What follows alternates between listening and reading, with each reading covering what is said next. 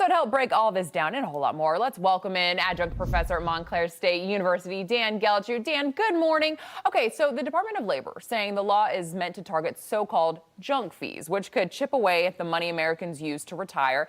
Dan, what do you think of the president's plan? I don't think it's a bad one, actually. I think that there's a lot of brokers out there and advisors that really do prey on clients, and it's not right, particularly when you're talking about people's retirement savings. So what happens is that there's these hidden fees, and people don't actually understand what they're being charged. So they end up with a lot less than they thought they were going to have. So anything that's going to protect the consumer in this particular case, I think is a positive. Yeah, definitely.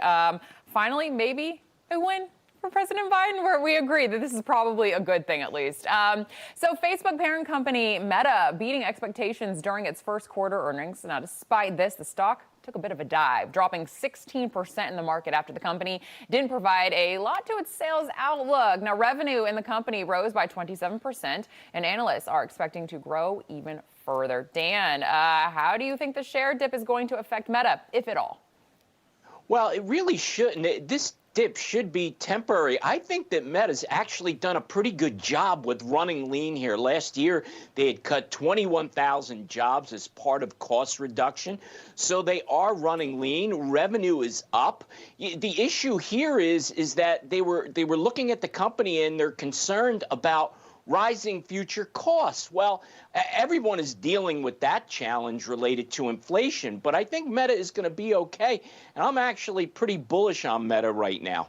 Well, how about this? So also beating quarter one expectations is IBM, which is set to acquire cloud software maker HashiCorp. Now, the tech company buying Hashi for $35 a share as part of their directive to expand further into artificial intelligence.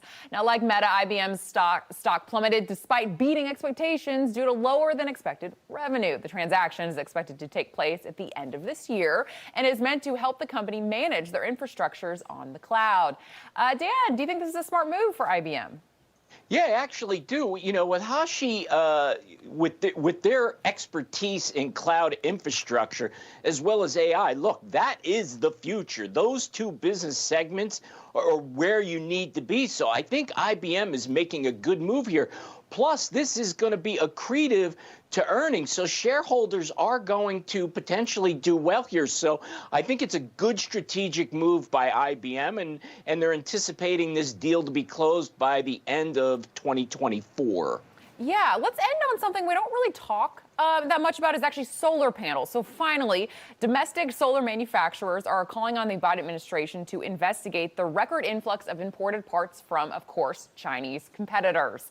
Now, the administration has been pushing solar installations as part of the green energy initiative. So a push against these inexpensive imports could actually make the transition more expensive. What do you think the administration should do on this one, Dan?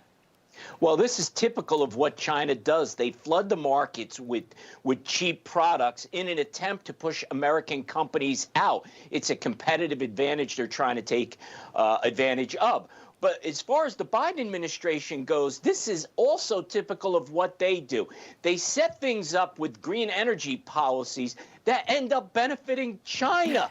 You know, we see that with EVs as well. They put all these rules in place that ultimately plays right into China's hands. And unfortunately, unless they do something here to help out American businesses, you're going to be doing the same thing all over again, enriching our enemies and hurting our homegrown companies. Dan, you took the words right out of my mouth. That is exactly what I was going to say. We are only enriching China with all of these green initiatives. All right, Dan Geltrude, thank you so much for joining us this morning. It is always a pleasure to have you.